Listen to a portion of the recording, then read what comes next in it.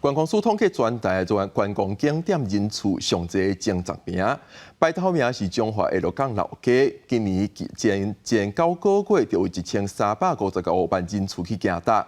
也若去年第1名的台中一中上款落伫第9名，基山老街逢甲夜市这回是无前10名。鹿港天后宫前有真侪小学生做伙翕相纪念。鹿港老街有真侪人来行达食点心，买当游古迹感受人文。交通部观光署公布今年1月至9月，全台湾10大景点，鹿港老街也甲周边地区得到头名，有观光客列入当年一定会来的名单。当地店头家嘛讲，这确实人有较侪，无意外。鹿港好像是我们每年必访的行程，我觉得这里的人文啊，就会想说想过来走走，路又很好，走的都变得很好，都很好走啊。吃小吃便宜啊，大家都来这里。规划的还不错，对不对？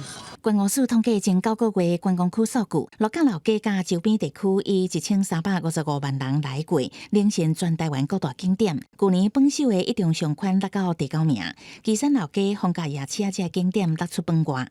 丁公所认为，鹿港有真特别的文化底子，是侪人爱来关键。观光客来到鹿港，都喜欢来到我们鹿港的老街，还有包括一些鹿港的一些古迹。还有一些寺庙走访，有文化有底蕴。当然，景点必须要不断的求新求变啦，那就是说，一个老的景点，你必须要这个跟业者一起去研究出新的玩法，这样游客才会不断的回流。观光学者表示，公单位真愿意把资源放伫上宽型旅游据点，袂过干那注重风景区，嘛因为景点变多，游客颠倒分散去。日本的景点袂当满足现状，必须持续求新求变，想出新的算法，才有可能让游客一直搁倒转来。